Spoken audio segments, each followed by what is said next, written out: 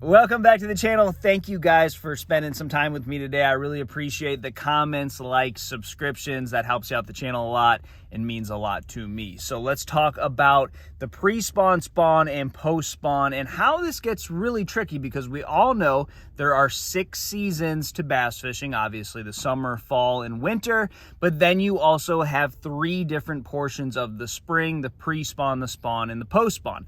Now it's very important to not compartmentalize these 3 different phases, because they really may all be going on at one time.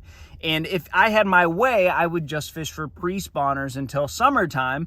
But as the spring progresses, the pre-spawn bite just gets tougher and tougher. You know, let's say you have 10 fish on this one pre-spawn spot, but as the spring moves along, 2 of them swim into spawn, 2 of them go over here and, you know, chase bait, and then maybe they spawn, or maybe they come back, but they're leaving. And then you have 2 that spawned and came back, and they're post-spawn, and then 5 of them leave, and you just don't have that big group of fish that you get to fish for earlier in the year. So yes, there may still be some really healthy, good-looking fish on that spot, but it's not going to be loaded with all those pre-spawn fish like it is in February and March. Now we have 1 pre-spawner there. We have 2 post-spawners, and if we get lucky throughout the day, maybe a fish maybe coming out of the spawning area, or maybe a new pre-spawner, but maybe moving up.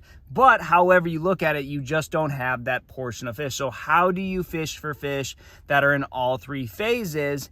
In a year like this year, where the winter was kind of mild, we never had like a big warming trend. You know, last week we still had a couple nights in the 40s, which is just not warm enough to get fish moving shallow. You know, you're going to have some fish, but you're not going to have those big major waves that really makes, you know, the spawn just light up on your lake. So what I like to do when you really have like a third of your fish in the pre-spawn, a third in the spawning phase, and then a third in the post-spawn, is to fish whatever you're most comfortable with. Now, when I look at like what you do in the pre-spawn, you pretty much just sit on one spot. You find a place that has some fish and you camp. Now that works great in the pre-spawn, but not necessarily great when you have fish divided up, because there's just not enough there. Then you have fish in the spawn. If you like to flip, throw a wacky rig, a Senko, you like to fish slow moving baits on the bottom, maybe the spawn is what you should be doing, or you have really good eyes and you can see them well, then the spawn is a great way to fish. And if you like throwing a jerk bait, you like throwing a big swim bait, you like to be patient and cover water, maybe the post spawn is the best for you. But it's really important to pick out which ones you're gonna do, because you really have an option. And I, to this day, being a flipper and a guy that likes to fish soft plastic baits on the bottom slowly, I still at times feel like an idiot when I'm sitting there flipping around, fishing for fish that I know are this big, with in the back of my head, I know there's a pre-spawn spot out there that has 10 5-pounders on it, and I could go catch them on a lipless crankbait or a chatterbait or a spinnerbait or one of those, you know, good pre-spawn baits. But those type spots, you may look your entire practice period and never find anything out there. So it's like important to just become patient, realize that the weights are going to go down. They're not going to be as strong as they were 3 weeks ago when everyone was catching 16 to 25 pounds.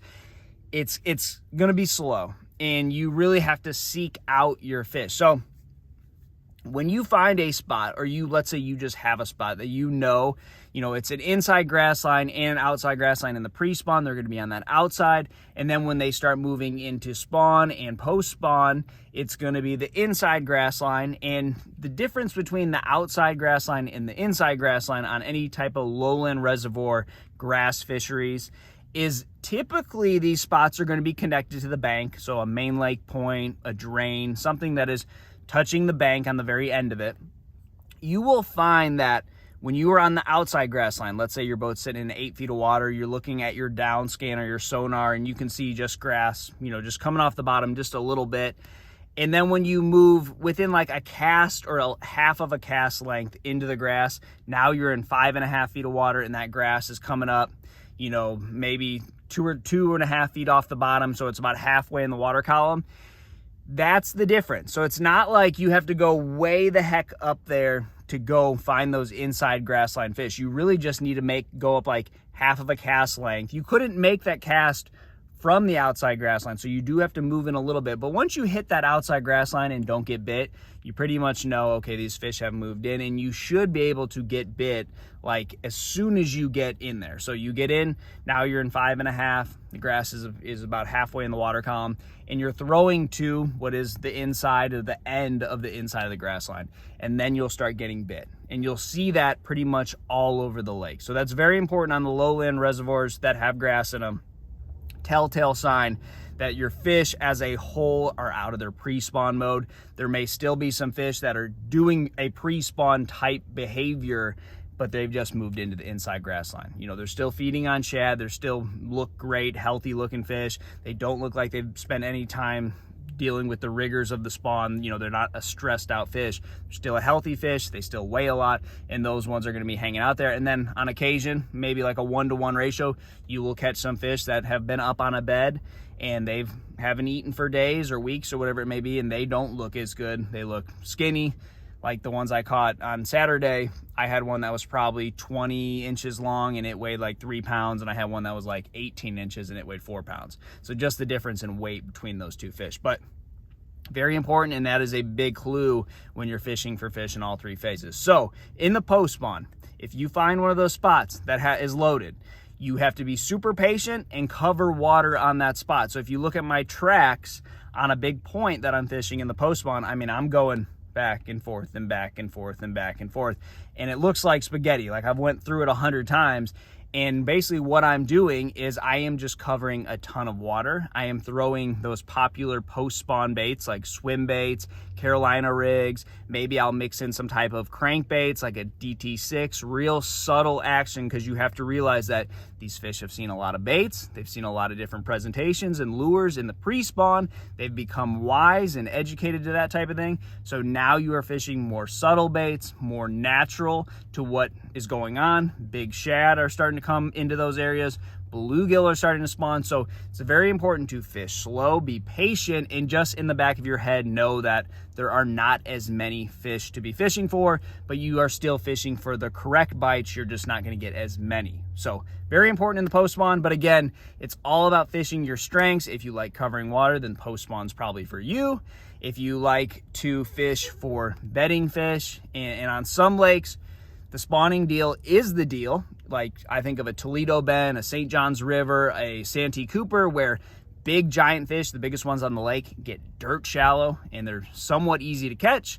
And then I think of lakes like on the Tennessee River here on Guntersville, where those great big ones just don't get real shallow, where you can see them, and your best chances are fishing for the staging pre-spawn, post-spawn spot. So you really have to pick and choose. I like to catch bedding fish here on Guntersville to kind of fill my limit, and then my kickers usually come on the pre-spawn, post-spawn spots, but not every lake is like that. You just got to kind of feel it out and then fish your strength. So that is my best advice when you're fishing the springtime. You cannot compartmentalize the phases like they're just all going to happen. You know, 1 week's going to be the pre-spawn, 1 week's going to be the spawn, 1 week's going to be the post-spawn. It doesn't work out like that, especially on these milder weather years where you don't have big warming trends or real cold snaps. They kind of come and go as they please. They don't come in big waves, and you have to really fish for all three phases at the same time, because you may have equal 3 parts of all those phases going on. So very important this time of year. It can be tough, but it can also be very rewarding. So good luck to you guys, and I'll see you on the water.